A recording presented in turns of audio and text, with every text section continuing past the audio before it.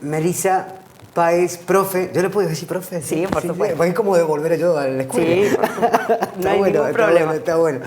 Profe, Melina. Profe, usted sabe que, a ver, tenemos que irnos en principio, creo, y usted corríjame si no es así, profesora. Tenemos que situarnos en el año 1917 y creo que pasar por la presidencia de Irigoyen, que él fue, digamos, el visionario o aquel que vio y que dijo, che, pará, existen distintas culturas, existen distintas razas y las tenemos en el mundo. Entonces, y las tenemos aquí en la Argentina. Entonces, instituyamos el Día de la Raza. Digo, para arrancar. Así. Exactamente así. ¿Qué calificación me va a dar, profe? Estás muy bien. Estás muy bien preparado, muy bien informado. Es así, es así. De todas formas, nosotros tenemos que partir de algunos conceptos que están relacionados justamente con los procesos históricos, y cada vez que un presidente tomó decisiones respecto a una efeméride, respecto a si se celebraba, si se conmemoraba, o si ya no sería un acto formal, sino una jornada de reflexión, como hablamos nosotros en la actualidad, todo eso tiene que ver con las posiciones ideológicas de la época. Pellegrini va a ser uno de los pioneros en definir el concepto de Día de la Raza, y lo va a hacer en 1892. Un poquito antes de Irigoyen. Después viene Irigoyen, le pone el sello al decreto y hablamos de Día de la Raza. Pero ese Día de la Raza también se va a ir modificando posteriormente. ¿Hasta el 2010? Hasta el 2010 y hasta la actualidad, porque cambian los contextos y cambian las cosas que ocurren.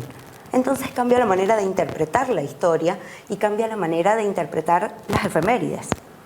Hoy, con los cambios que han ocurrido en las formas de contar la historia, en escuchar a quienes protagonizan la historia, ya no podemos hablar de Día de la Raza. No. Entonces, se tuvo que modificar el concepto de efeméride de Día de la Raza para transformarlo en Día de la Diversidad Cultural Americana. Y es súper importante el tema terminológico. Porque después está el Día Mundial. Porque todo significa algo. Claro. Exactamente. Pero después está el Día Mundial, ¿no? Exacto, tenés el Día Mundial. Hay pueblos de Centroamérica, Nicaragua, Costa Rica, que incluso en el cambio del relato histórico se han animado a llegar a un extremo y celebrar el 11 de octubre como último día de la libertad de los pueblos originarios americanos. ¡Wow! Eso es súper importante también. Entonces, en ese sentido, lógicamente van a cambiar los conceptos porque las sociedades cambian, porque la manera de relatar la historia cambia y porque los enfoques también. ¿Y por qué el Día de la Diversidad, digo, cultural? ¿Qué cambió o qué diversidad realmente hubo? Bien. Es una pregunta súper interesante esta, porque eso es lo que abre el juego a conversar de todo esto. El Día de la Raza como concepto es un día que está instituido por España en América. Porque para ellos es descubrimiento, porque para ellos es Día de la Hispanidad, incluso con algunas modificaciones. Y después, en el año 1965, en los conocimientos históricos y en la manera de relatar historia, ¿sí?, se produce algo que se llama giro antropológico. Abarca toda la década del 70 y de ahí en adelante. Y en este giro antropológico empezamos a revisar la historia. Y empezamos a ver quién la cuenta, cómo la cuenta, para qué la cuenta. ¿Por qué? ¿Por qué la cuenta o por qué no la cuenta? Entonces, en ese sentido, esta revisión de los conceptos hace necesario cambiar las palabras. Y ahí hay algo, un poco de verdad y un poco de mentira. En todo. En todo hay un poco de verdad y un poco de mentira. Ese es un ejercicio también para el periodismo. Sí, totalmente. En todo hay un poco de verdad y un poco de mentira. Como que la objetividad en el periodismo no existe, ¿viste? Pero claro. En la historia... ¿Existe? Tampoco. La historia es un relato. Y vos podés contar un relato de una anécdota tuya y va a ser subjetiva porque es tu visión. Claro. Y si hay otro lado, la visión va a ser distinta porque es otra visión. Y eso pasa en la historia también. Lo fantástico y lo peligroso de esto es que a veces esos bandos llegan a escribir libros, bueno. llegan a narrar historias. Es otra manera de ver la historia. Exactamente. Entonces, no seamos tan taxativos. No, por supuesto. Seamos más abiertos. Pero ahí está el tema de la apertura, justamente. En este giro antropológico se incorporan relatos de protagonistas que hasta ese momento habían estado bastante dejados de lado y habían pasado 500 años. Entonces se empiezan a incorporar relatos de pueblos originarios, el lado B de la conquista, aparecen nuevas terminologías que van a ser complicaditas de analizar. Como para que vos te des una idea, algunos historiadores y algunos investigadores ya comienzan a hablar de la conquista como genocidio. Claro. Y aparece una palabra fuertísima como genocidio, y sin embargo también es lógico que aparezca porque la conquista fue en el siglo XV y la palabra genocidio se inventó en el año 1944. No existía la palabra para hablar de lo que había pasado. Entonces claramente vos tenés que modificar el relato porque van cambiando las fuentes, van cambiando los protagonistas y va cambiando las opiniones en torno al mismo concepto, al mismo relato. A ver, partamos entonces de la base de la evolución del pensamiento, ¿sería? Exactamente. Evolucionamos nosotros, evoluciona el pensamiento, evoluciona la sociedad. Somos dinámicos. Entonces el relato histórico no puede ser estático, no puede ser siempre el mismo. Bien, bien, bien. ¿Por qué es importante tener en cuenta este día? Porque este día, digo, no se centra en el término de diversidad cultural. Me parece que es mucho más amplio, ¿no? Porque hemos hablado con embajadores, por ejemplo, con cónsul, colectividad peruana en su momento, tenemos aquí peruanos, bolivianos, los bolivianos trabajan la tierra, con el ladrillo, hacen agricultura y muy bien. Sí. Los peruanos son también muy buenos en eso.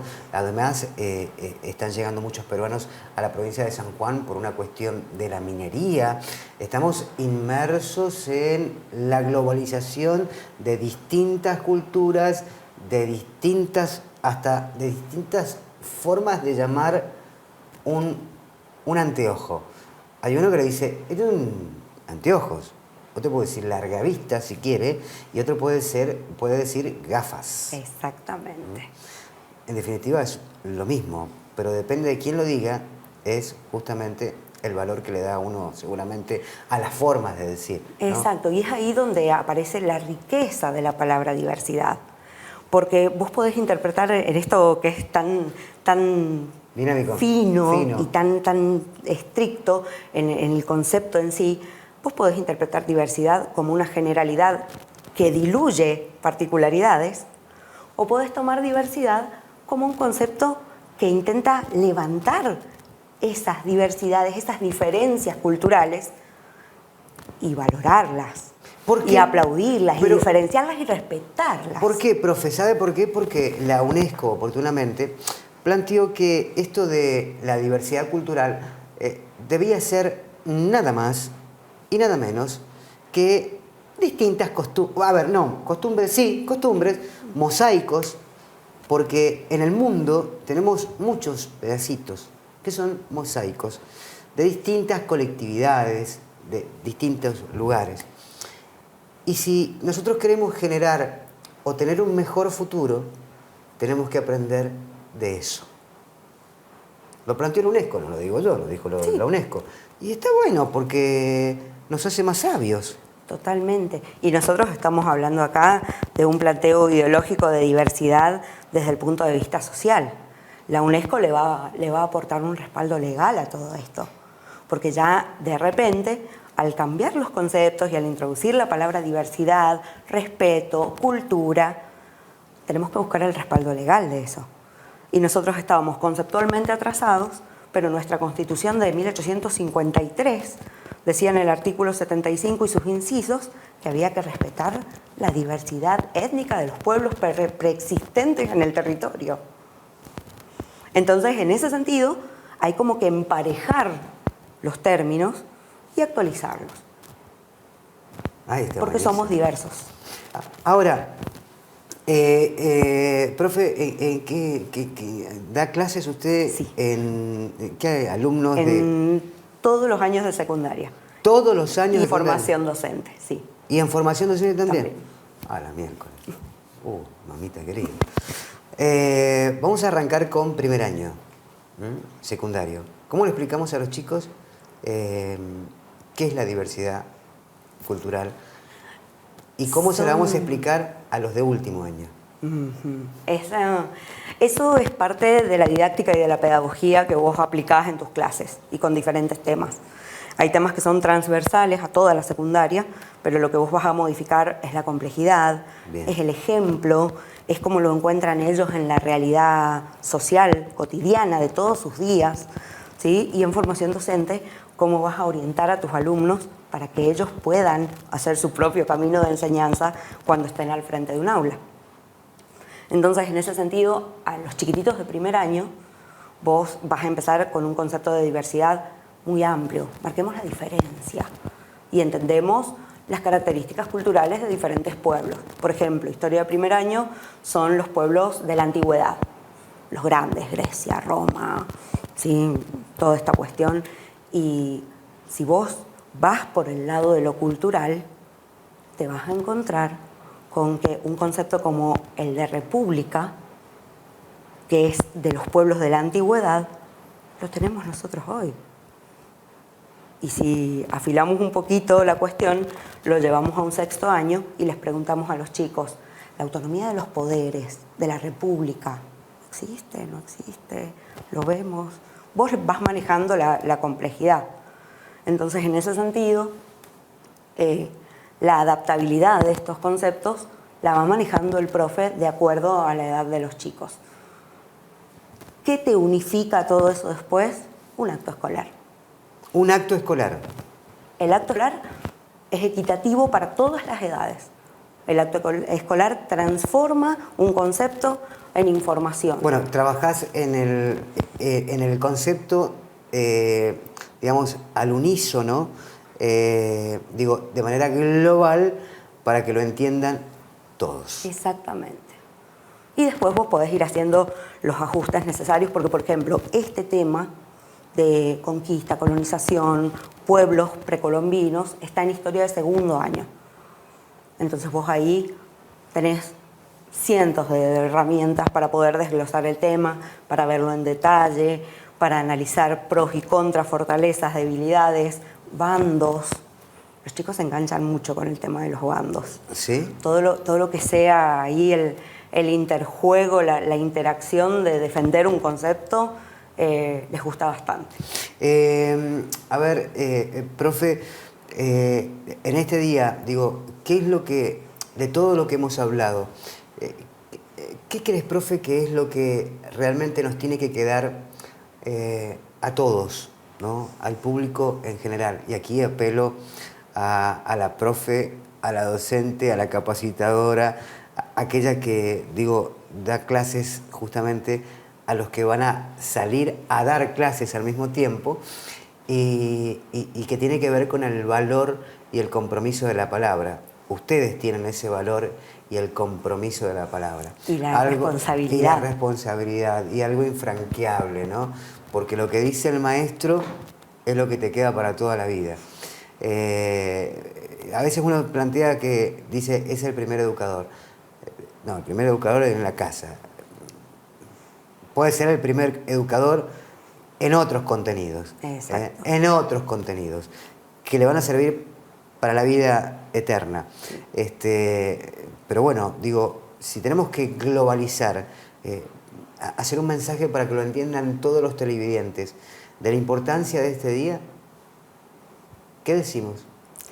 Que la importancia de este día es el núcleo de nuestra conversación, el respeto a la diversidad y a las diferencias culturales.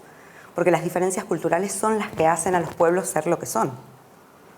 Nosotros, que somos tan intensos con nuestra identidad argentina, deberíamos tenerlo como principal requisito de vida. El tema del respeto a la diversidad cultural en sus variables, en sus diferencias, en sus estados evolutivos. Porque hoy, 2023, Y vos justamente, vas a encontrar en África sociedades tribales todavía. Y eso no nos hace ni mejores ni peores, solo nos hace diferentes. Y donde cuando mucho se habla del racismo, ¿viste? Porque aquí empieza a tallarse un poco más, de manera más fina. Los argentinos son muy racistas. Aunque, bueno, muchos no lo quieren decir, o al menos no lo reconocen, bueno, son muy racistas. Y en cosas que son muy identitarias para nosotros también. Sí. Hacen un análisis del fútbol. Claro. Utilizamos los gerundios de nuestros vecinos territoriales como insulto. Sí, tal cual. Y eso está dentro de nuestra identidad cultural. Sí. ¿Viste? Hay cosas como que... Sí. Entonces, bueno, cuando empezamos a analizar muchas cosas de manera muy finas y muy puntuales, bueno, nos damos cuenta que esto de la diversidad va a seguir seguramente con una gran evolución a futuro. Y que me parece, profe, mi estimada profe Páez, me parece que hay muchos logros, hay mucho retroceso, hay muchas luchas que se han ganado, hay muchas cuestiones que se han generalizado y me parece que a la brevedad habrá nuevamente un corte y comenzar nuevamente con otro plano de la diversidad. Sí. Se sumarán otras. Estamos todo el tiempo evolucionando, todo el tiempo. Y en ese proceso evolutivo que transforma nuestra vida cotidiana en lo que después van a ser procesos históricos, esta cuestión de la diversidad es un eje para la convivencia. En muchos aspectos, desde lo político hasta lo territorial, pasando por lo económico y sobre todo en la construcción de valores culturales. Vos recién comentabas muy atinadamente esta cuestión de la cantidad de colectividades que nosotros tenemos en nuestra comunidad. Si sos conocedor, sabrás que, por ejemplo, la colectividad de los bolivianos están tremendamente arraigados a sus características culturales. Tal cual. Y mantienen sus comidas, y mantienen sus creencias, y mantienen sus procesos en cuanto a cómo se vinculan con la religión, sus ceremonias, aunque estén muy lejos de su tierra natal, por el motivo que sea. Y eso es diversidad cultural. Y capaz que lo tenés a la vuelta de tu casa. Lo tengo, justamente. Lo tengo y lo puedo ver. Y cada tanto los observo, los miro. Porque acá, digo, la provincia de San Juan, obviamente, tiene un territorio, digo, amplio, pero donde la mayor colectividad boliviana está centrada, digamos, está dispersa, es verdad. Pero hay dos puntos que son de referencia. La zona de Rivadavia, Marquesado, y también la zona de Pocito, superando ya la calle 6, digamos, hacia la zona, digamos, sur de la provincia, ¿no? Entonces, y después hay una parte también en Rawson, ya más pegada, digamos, a la zona del Médano, ahí limítrofe, donde hay muchos hornos y demás. Exacto. Y hay gente realmente que labura muchísimo. Después conozco la colectividad, obviamente, boliviana del sur, de la Patagonia, y recién le comentaba a mi compañera, bueno, ahí se mezclan muchos más, porque se mezcla gente que vino de afuera, que no son criollos justamente, gente que vino de Brasil, gente que vino también de Alemania, gringos que vinieron también de los Estados Unidos, y la gran, a lo largo y a lo extenso de toda la Patagonia, la comunidad mapuche con todas sus variantes y con todas sus luchas de derechos adquiridos y en algunos y según quien le escriba a la historia, y los gobiernos, derechos adquiridos que para algunos son y para otros no son.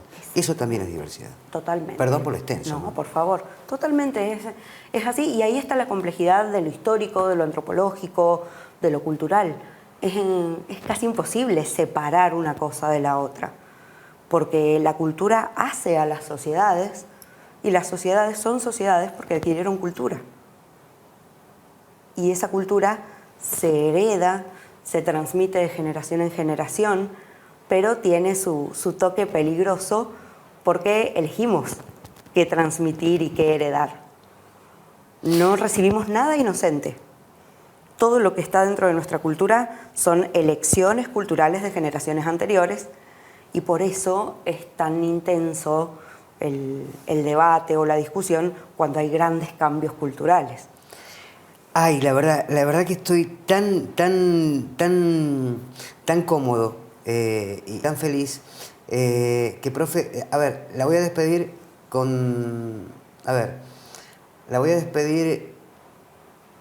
algo que es de la lengua mapuche. Ha sido un elunei haberlo conocido. Elunei significa regalo en mapuche. Qué hermoso. Y la verdad que ha sido un regalo muy bonito para mí y sobre todo para los televidentes, porque hemos podido hablar. No era la entrevista así. Les puedo asegurar que la entrevista no era esto. Hemos hecho más que una entrevista, una cuestión de análisis del día de la diversidad. Como decían los indios mapuches, con la huayquí quebrada, pero nunca el honor, ¿no?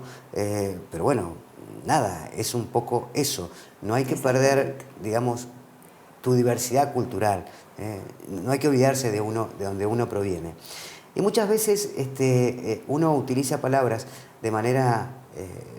yo se los he dicho varias veces. No utilicen la palabra yarco así porque la utilizan porque está mal dicha y además porque no es el significado que vos le querés dar. Siempre lo digo y no me voy a cansar de decírselo, porque me lo enseñó un historiador que estudia la historia de San Juan y me dijo, ¿usted sabe lo que significa yarco? Le digo, no, la verdad que no. ¿Usted cree que la palabra yarco es lo que usted cree? La verdad que no sé, porque tampoco la utilizo. Claro. Dice, yarco significa inocente, cándido. Viene del huarpe. No hay registro de ello, pero hay una sola mujer que escribió el significado en un libro de historia.